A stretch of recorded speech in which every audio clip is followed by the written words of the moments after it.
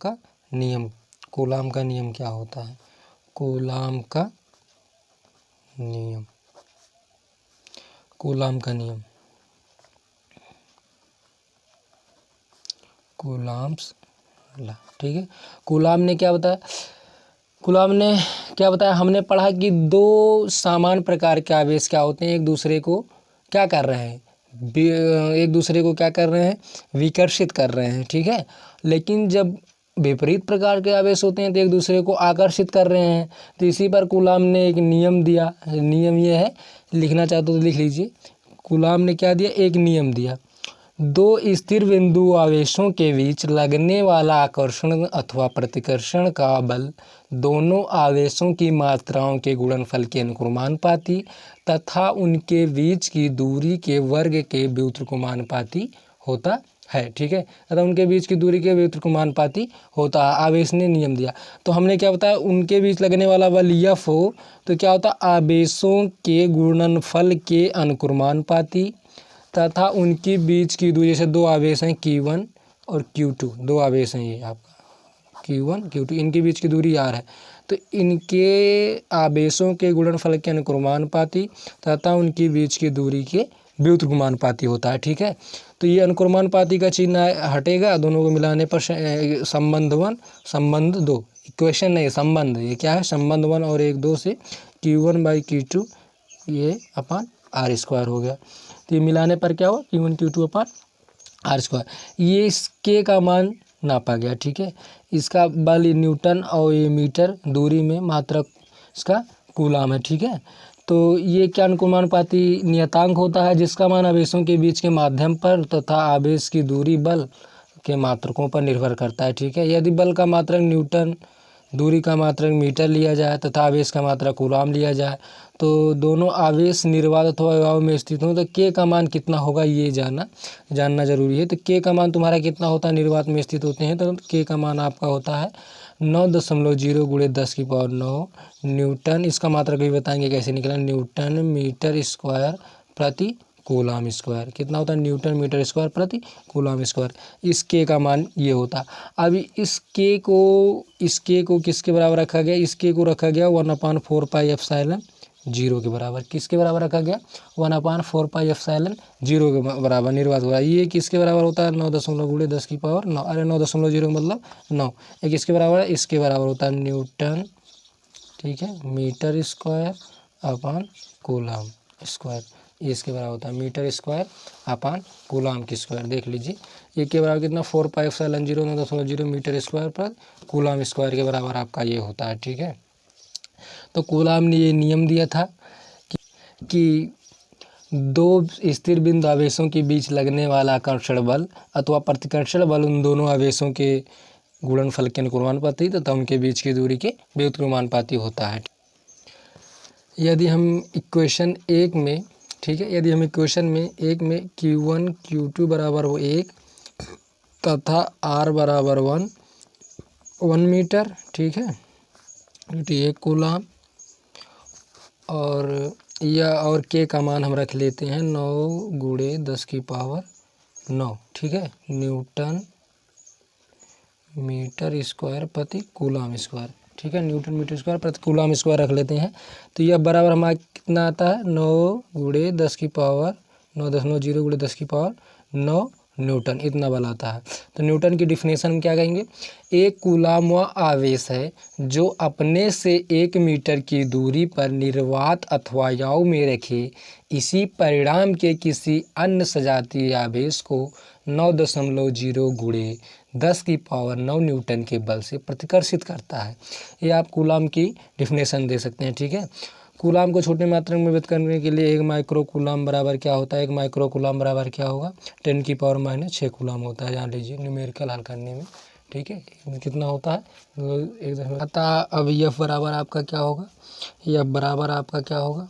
ठीक है, अब F बराबर आपका क्या होगा? 1/4πε0 निर्वात अथवा याव के लिए Q1 Q2 अपान R²। ठीक है, इस फार्मूले को याद रखना। तुम्हारा कितना? Q1 Q2 अपान R², न्यूटन, मात्रा इससे क्या होता है? न्यूटन। अब एप्सिलॉन 0 का आंकिक मान क्या होगा? एप्सिलॉन 0 का आंकिक मान क्या होगा। ठीक है, इसको भी हमें निकालना पड़ेगा कि एप्सिलॉन 0 का आंकिक मान क्या होगा। एप्सिलॉन 0 का आंकिक मान हम बताए कितना हुआ आपका 1/4 एप्सिलॉन 0 का मान कितना होता है 9 × 10⁹ न्यूटन। ठीक है, आपका क्या होता है newton metre square upon coulomb square. क्या होता है न्यूटन मीटर स्क्वायर प्रति कूलाम स्क्वायर होता है। तो एप्सिलॉन 0 बराबर क्या होगा 1/4 पाई गुणे 9 × 10⁹ न्यूटन। ठीक है, न्यूटन मीटर स्क्वायर अपन प्रति कूलाम स्क्वायर। ठीक है, कितना होगा न्यूटन प्रति कूलाम स्क्वायर। अब इसको हम हल करेंगे। ठीक है, 4 पाई का मान 3.14 रख लेंगे तो इसकी वैल्यू क्या आएगी हल करने पर 8.85 × 10⁻12 कूलाम। ऊपर जाएगा तो कूलाम क्या होगा coulomb square upon newton metre. ठीक है, स्क्वायर ये पूरे का बटा है न्यूटन मीटर स्क्वायर। तो ये आपका क्या हुआ ये हुआ। अब इसका मात्रा कैसे निकलता है 1/4 पाई एप्सिलॉन 0 का मात्रा कैसे निकला, क्योंकि ये एफ जो है ये इधर जाएगा तो एफ मतलब न्यूटन, ये मीटर दूरी है तो newton metre square upon coulomb square, यहीं से निकलता है न्यूटन मीटर स्क्वायर। क्योंकि 1/4 पाई एप्सिलॉन 0 का मात्रक क्या होगा 1/4 पाई एप्सिलॉन 0 का मात्रक एफ का मात्रक। ठीक है, एफ का मात्रक यानी बल का मात्रक गुणे दूरी का मात्रक यानी आर का मात्रक, यानी ये दूरी का मात्रक क्या होगा दूरी के मात्रक का वर्ग होगा। ठीक है, दूरी का मात्रक का वर्ग होगा अपान Q1 Q2 का मात्रक, Q1 Q2 का मात्रक कूलाम स्क्वायर हो जाएगा। ठीक है, मात्रक सेम है तो कूलाम स्क्वायर। ये आपका मात्रक आपका न्यूटन हो जाएगा, ये आपका मीटर स्क्वायर हो जाएगा, ये कूलाम स्क्वायर हो जाएगा। ठीक है, ये आपका क्या हो जाएगा कूलाम स्क्वायर हो जाएगा, newton metre square coulomb square. इस प्रकार से हम क्या इसका निकाल सकते हैं न्यूटन मीटर स्क्वायर पर कूलाम स्क्वायर। अब एप्सिलॉन 0 ये आपका एप्सिलॉन 0 का बीमीय सूत्र क्या होता है एग्जाम में निकालने के लिए आता है। ध्यान से देखिए कैसे निकलता है एप्सिलॉन 0 का बीमीय सूत्र। ठीक है, एप्सिलॉन 0 का बीमीय सूत्र कैसे निकलेगा। तो एप्सिलॉन 0 हमने क्या देखा एप्सिलॉन 0 बराबर 1/4 पाई Q1 Q2। ठीक है, पंचांतर करने पर upon F into are square. 4 पाई इसका तो कोई बीमा होती नहीं है, तो एप्सिलॉन 0 का बीमीय सूत्र बराबर एप्सिलॉन 0 का बीमीय सूत्र बराबर क्या होगा Q1 Q2 है तो Q1 Q2, तो अभी हम क्या होता है एम्पियर सेकेंड बताए ए गुणे टी, तो इसका ए टी तो ये वर्ग है तो इसका क्या हो जाएगा ए स्क्वायर टी का स्क्वायर। क्योंकि ये Q1 Q2 है तो Q1 का एक का करोगे ए टी एम्पियर सेकेंड, दूसरे का भी एम्पियर सेकेंड होगा। ठीक है, तो एम्पियर गुणा करेंगे तो गुणा में एक घात ये जुड़ गए। ठीक है, 2 हुए टी जुड़ कर तो एम्पियर सेकेंड। अब बल का मात्रा क्या होता है बल एफ बराबर क्या होता है आपका एम ए होता है, ए बराबर क्या होता है एम। तो एम द्रव्यमान है, ए क्या है ये आपका त्वरण है, त्वरण बराबर क्या होता है मीटर पर सेकंड स्क्वायर। तो मीटर का यल हुआ सेकंड स्क्वायर का T⁻² हुआ, तो यहाँ हम क्या रखेंगे ml T⁻²। ठीक है, उसके बाद मीटर दूरी है तो दूरी का क्या होगा दूरी का यल स्क्वायर हो जाएगा। इसको हम सॉल्व करेंगे एम ऊपर जाएगा तो m⁻⁻1 होगा। यल जो है यल स्क्वायर यल स्क्वायर एक घात जुड़ गया, ये 3 ऊपर जाने पर ये क्या होती है घातें माइनस में होती है, और ऊपर माइनस हो तो नीचे क्या होगी प्लस में हो जाएंगी। ठीक है, ये जान लेना, ये नीचे ये ऊपर यम गया तो यम माइनस में हुआ, ये यल ऊपर गया तो यल माइनस में हुआ, यल स्क्वायर जुड़कर। अब टी स्क्वायर माइनस ऊपर जाएगा तो टी की पावर क्या बनाएगा आपका ये टी की पावर आपका बनाएगा 4। ठीक है, ए स्क्वायर है ये MLTA ऐसे इसे रखा जाता है। ठीक है, क्रम वाइज MLT की पावर।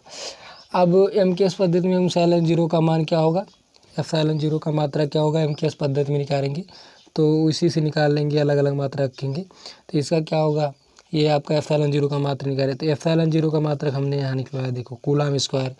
ठीक है, कूलाम स्क्वायर। अब यहीं देखिए एम की पावर -1 है तो एम की पावर द्रव्यमान की पावर -1 यानी किलोग्राम की पावर -1। ठीक है, उसके बाद फिर देखिए किलोग्राम ये लंबाई है, लंबाई मतलब दूरी का मतलब क्या हुआ मीटर, तो मीटर की पावर -3।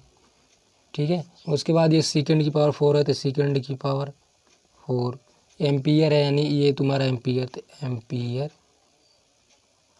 एम्पियर की पावर 2। ठीक, यदि निर्वात अथवा वायु के स्थान पर दोनों, ठीक है, यदि हम निर्वात अथवा वायु के स्थान पर दोनों आवेशों को के परावैद्युतांक, ठीक है, वाले माध्यम में रख दें। क्या परावैद्युतांक? कुचालक पदार्थ हो गया, जैसे कांच हो गया, मोम हो गया, कांच हो गया, ये सब क्या परावैद्युतांक वाले माध्यम में रख दिया गया, तो उनके बीच लगने वाला बल निम्नलिखित सूत्र से होगा। उनके बीच लगने वाला बल को, जैसे अभी तो हम निर्वात की बात कर रहे थे, ये आपको जो फार्मूला हमने बताया, ये तुम्हारा फार्मूला किसका? निर्वात का। लेकिन निर्वात की जगह पर यहीं पर हम मोम, कांच या ये सब रख दें, ठीक है, कागज रख दें के परावैद्युतांक का, तो इसका क्या होगा? Fm बराबर क्या होगा? माध्यम का, इसको क्या कहते हैं? मीडियम। क्योंकि क्या होगा? 1/4πε0 K, ठीक है, Q1 Q2 अपान R² न्यूटन, ठीक है, ये बल होगा आपका Q1 Q2, जहाँ के क्या है? एक विमाहीन राशि है, ठीक है।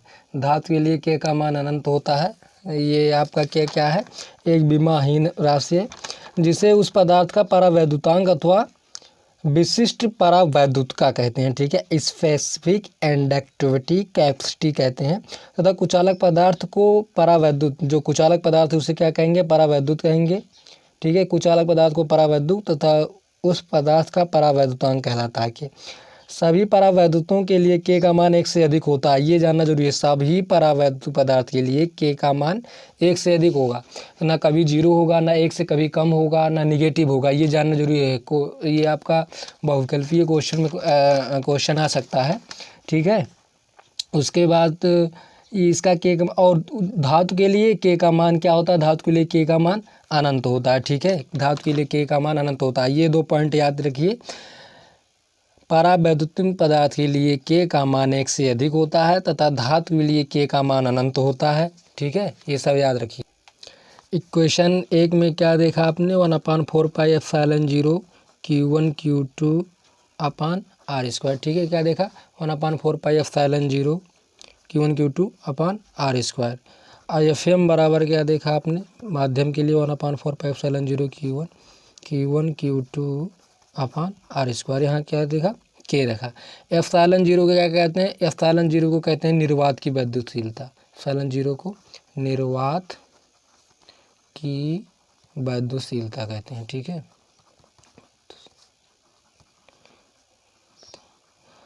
तो परावैद्युता, ये एक समीकरण 1 और समीकरण 2 को हम जब हल करेंगे, समीकरण 1 और 2 को डिवाइड करने पर क्या होगा? F/Fm बराबर के होगा, ठीक है। आता इस इक्वेशन से क्या स्पष्ट होता है? F बराबर Fm के।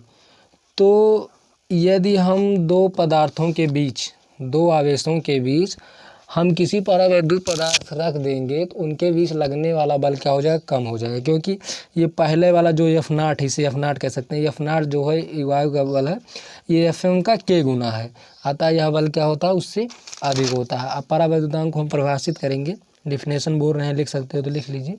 किसी परावैद्युत माध्यम का परावैद्युतांक निर्वात अथवा वायु में परस्पर कुछ दूरी पर रखे दो बिंदु आवेशों के बीच लगने वाला वैद्युत बल तथा उन्हीं आवेशों को उतनी ही दूरी पर कुचालक माध्यम में रखने पर उनके बीच लगने वाला वैद्युत बल के अनुपात को कहते हैं, ठीक है, वैद्युत बल के अनुपात को कहते हैं। फिर से रिपीट कर रहे हैं। परावैद्युत माध्यम का परावैद्युतांक निर्वात अथवा वायु में परस्पर कुछ दूरी पर रखे दो बिंदु आवेशों के बीच लगने वाला वैद्युत बल तथा उन्हीं आवेशों को उतनी ही दूरी पर कुचालक माध्यम में रखने पर उनके बीच लगने वाले वैद्युत बल के अनुपात को कहते हैं, ठीक है। ये डिफिनेशन हुई। समीकरण इक्वेशन नंबर, इसमें क्वेश्चन नंबर 2 मान लीजिए इसको है। क्वेश्चन नंबर 2 में ε0 के स्थान पर हम क्या रख सकते हैं? एप्सिलॉन रख सकते हैं। एप्सिलॉन भी लिखा जा सकता है। ε0 के स्थान पर एप्सिलॉन अतः एप्सिलॉन नॉट या ε0 इसे कहते हैं। इसको क्या कहते हैं? ε0। यहाँ ε0 क्या है? निर्वात की वैद्युतशीलता। ये किसकी है? निर्वात की वैद्युतशीलता, ठीक है, ये आपकी नोट कर लीजिए। निर्वात की वैद्युतशीलता ε0 किसकी है? निर्वात की वैद्युतशीलता। एप्सिलॉन जो है, ये ε0 आपकी निर्वात की वैद्युतशीलता है, ठीक है।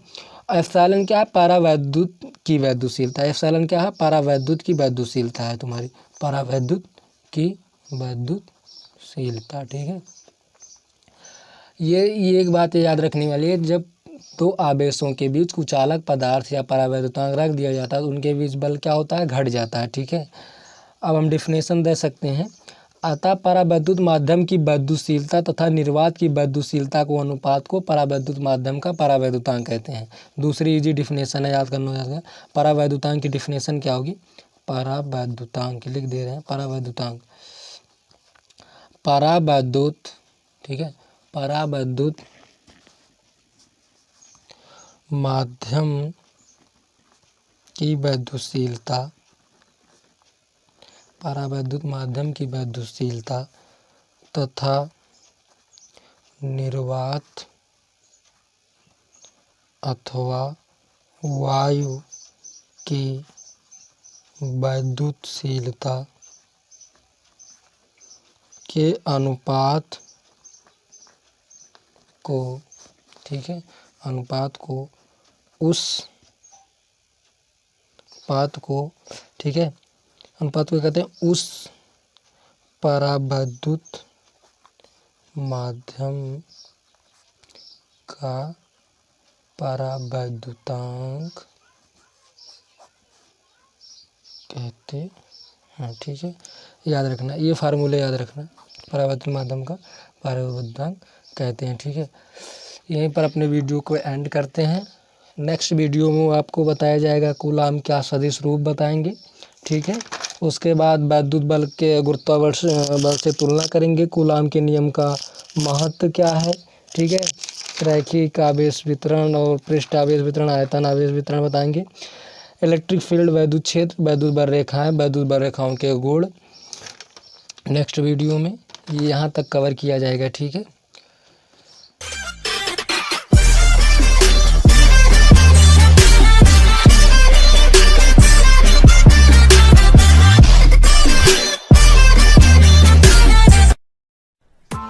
press the bell icon on the YouTube app and never miss another update.